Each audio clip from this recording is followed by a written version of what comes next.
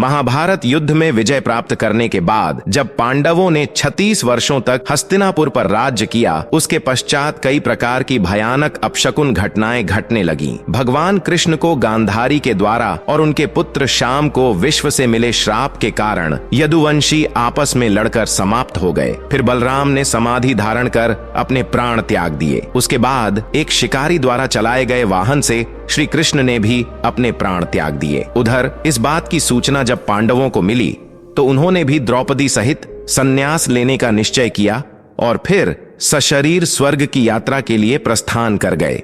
लेकिन दोस्तों, क्या आप जानते हैं कि इस यात्रा में युधिष्ठिर को कई परीक्षाओं से होकर गुजरना पड़ा था? अगर नहीं तो इस कथा को अंत तक देखें। नमस्कार, कुटीवाला बाबा पर आपका एक बार फिर से स्वागत है। दर्शकों, आपको बता दूं कि स्वर्ग की यात्रा पर निकलने से पहले युधिष्ठिर ने युयुत्सु को बुलाकर उससे संपूर्ण राज्य की देखभाल का भार सौंप दिया और अभिमन्यु के पुत्र परीक्षित का राज्याभिषेक कर दिया। इसके बाद पांडवों ने द्रौपदी सहित साधुओं के वस्त्र धारण किए और स्वर्ग जाने के लिए निकल पड़े। परंतु हस्तिनापुर से निकलने के बाद रास्ते में पांडवों के साथ एक कुत्ता भी उनके पीछे पीछे चलने लगा। यह देखकर अर्जुन, भीम, नकुल और सहदेव को बड़ा ही आश्चर्य हुआ। तब युधिष्ठिर ने उन्हें बताया कि यह मेरा स्वामी भक्त कुत्ता है। फिर पांचों पांडव और द्रौपदी सहित अनेक तीर्थों, नदियों और समुद्रों की यात्रा करते करते आगे बढ़ने लगे। फिर एक दिन वह सभी चलते चलते लाल सागर तक आ गए। परंतु अंतिम यात्रा के समय भी अर्जुन अपने गांडीव धनुष और अक्षय तरकशों के लोभ का त्याग नहीं कर पाए थे, जिस कारण लाल सागर के पास अग्निदेव प्रकट हुए और उन्होंने अर्जुन से गांडीव धनुष और अक्षय तरकशों का त्याग करने को कहा। तब अर्जुन को ना चाहते हुए भी इन दोनों का त्याग करना पड़ा। फिर पांडवों ने पृथ्वी की परिक्रमा पूरी करने की इच्छा से उत्तर दिशा की ओर यात्रा आरंभ की। इस तरह यात्रा करते करते पांडव हिमालय तक पहुंच गए, जहां उन्हें केदारनाथ में शिव के दर्शन हुए और उन्हें बंधु बांधवों की हत्या के पाप से मुक्ति मिली। फिर भगवान शिव ने उन्हें स्वर्ग का मार्ग बताया। पांडव आगे बढ़े तो उन्हें बालू से भरा समुद्र दिखाई पड़ा। इसके बाद उन्होंने सुमेरु पर्वत के दर्शन किए। फिर भी सभी सशरीर स्वर्ग की ओर बढ़ने लगे। तभी इंद्रदेव वहां प्रकट हुए और उन्होंने पांडवों से कहा, मैं तुम लोगों को लेने आया हूं। तब युधिष्ठिर ने कहा, प्रभु क्षमा करें, हम लोग आपके साथ स्वर्ग नहीं जा सकते, क्योंकि हम सभी मनुष्य हैं और हमारे लिए अपने बल पर ही स्वर्ग तक की यात्रा करना उचित होगा। युधिष्ठिर के मुंह से ऐसी बातें सुनकर देवराज इंद्र प्रसन्न हुए और वहां से चले गए। उसके बाद पांचों पांडव, द्रौपदी तथा वह कुत्ता तेजी से आगे बढ़ रहे थे। तभी द्रौपदी लड़खड़ाकर गिर गई। ये देखकर युधिष्ठिर ने पूछा कि द्रौपदी ने कभी कोई पाप नहीं किया, तो फिर क्या कारण है कि वह सबसे पहले नीचे गिर पड़ी? तब युधिष्ठिर ने कहा कि हम सभी में द्रौपदी को अर्जुन से सबसे अधिक प्रेम था, इसलिए उसके साथ ऐसा हुआ। फिर थोड़ी देर बाद भीम ने पूछा कि उनके गिरने का कारण क्या है। तो युधिष्ठिर ने बताया कि भीम को अपने बल पर बहुत अभिमान था और वह किसी को अपने जैसा बलवान नहीं समझता था। इसी के कारण उसे भी गिरना पड़ा।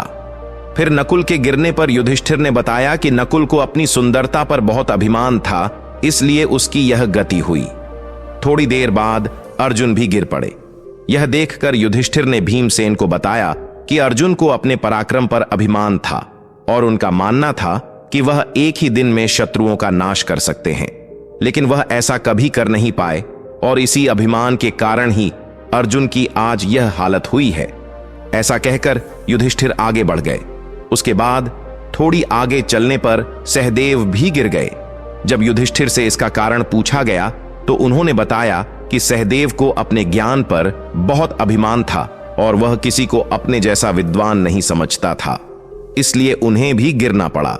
यह कहकर वह स्वामी भक्त कुत्ता ही उनके साथ चल रहा था। थोड़ी देर चलने के बाद युधिष्ठिर कुत्ते के साथ सूर्य के प्रवेश द्वार पर पहुंचे, जहां धर्मराज ने यह कहते हुए रोक लिया कि तुम्हारा कुत्ता इस स्वर्ग में प्रवेश नहीं कर सकता है। यह सुनकर युधिष्ठिर ने कहा कि यह कुत्ता मेरा परम भक्त है, इसलिए इसे भी मेरे साथ स्वर्ग जाने की आज्ञा दीजिए। लेकिन उन्होंने ऐसा करने से मना कर दिया। परंतु जब काफी देर तक समझाने पर भी युधिष्ठिर कुत्ते के बिना स्वर्ग जाने के लिए नहीं माने, तो कुत्ते के रूप में यमराज अपने वास्तविक रूप में आ गए। दर्शकों, आपको बता दूं कि युधिष्ठिर जिस कुत्ते को पूरे रास्ते अपना स्वामी भक्त समझ रहे थे, वास्तव में वह धर्मराज यमराज थे। युधिष्ठिर को अपने धर्म में स्थित देखकर यमराज यानी धर्मराज बहुत प्रसन्न हुए। इसके बाद धर्मराज युधिष्ठिर को अपने साथ ले गए।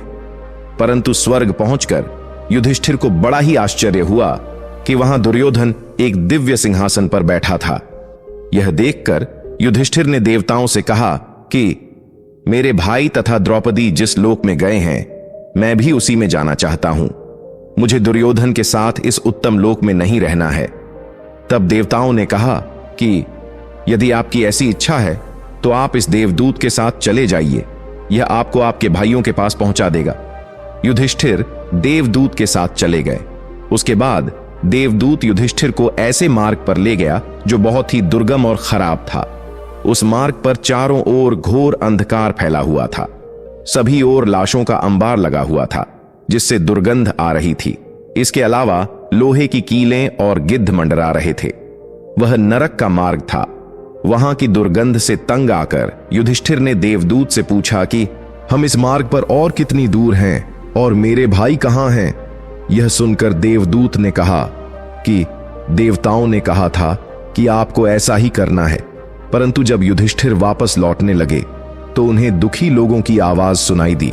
वे लोग युधिष्ठिर से बार बार कह रहे थे कि कुछ देर और वहीं रुक जाइए। उन करुण आवाजों को सुनकर युधिष्ठिर ने जब उनसे उनका परिचय पूछा तो उन्होंने खुद को भीम, अर्जुन, नकुल, सहदेव और द्रौपदी के रूप में पहचाना। तब युधिष्ठिर ने देवदूत से कहा कि तुम देवताओं के पास जाओ, मैं यहां रुककर अपने भाइयों के साथ रहूंगा। उसके बाद यह बात सुनकर देवदूत देवताओं के पास गए। देवताओं के आते ही सुगंधित हवा चलने लगी और चारों ओर प्रकाश फैल गया। यह देखकर युधिष्ठिर ने पूछा कि मुझे पहले यह बताइए कि यह सब क्या है। तब इंद्र ने बताया कि तुमने अश्वत्थामा के मरने की बात कहकर द्रोणाचार्य को छल से मारवाया था। इसी परिणाम स्वरूप तुम्हें भी छल से ही कुछ समय के लिए नरक के दर्शन करने पड़े। अब तो मेरे साथ स्वर्ग चलो, वहां तुम्हारे भाई व अन्य वीर पहले ही पहुंच गए हैं। उसके बाद देवराज इंद्र के कहने पर युधिष्ठिर ने तीव्र गति वाली नदी गंगा में स्नान किया। स्नान करते ही उन्होंने मानव शरीर त्याग करके दिव्य शरीर धारण कर लिया। इसके बाद बहुत से देवताओं ने शिव की स्तुति करते हुए उन्हें उस स्थान पर ले गए जहां उनके चारों भाई आनंद पूर्वक विराजमान थे।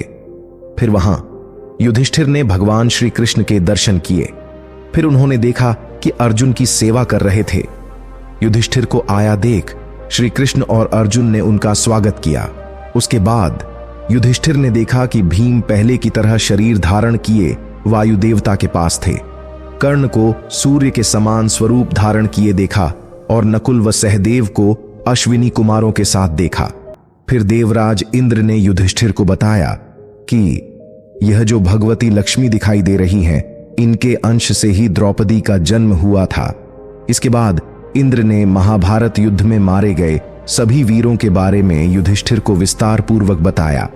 इस प्रकार युधिष्ठिर अपने भाइयों व अन्य संबंधियों को वहां देखकर बहुत प्रसन्न हुए। मैं तो दर्शकों को आशा करता हूं कि आपको महाभारत से जुड़ी यह कथा पसंद आई होगी। अगर पसंद आई हो तो ज्यादा से ज्यादा लाइक और शेयर करें। साथ ही ऐसे ही आध्यात्मिक और पौराणिक कथाओं के लिए हमारे चैनल को सब्सक्राइब कर लें। अगर आप हमारा यह वीडियो फेसबुक पर देख रहे हैं तो पेज को अवश्य लाइक करें। आज की वीडियो में इतना ही। अब हमें इजाजत दीजिए। आपका बहुत बहुत शुक्रिया।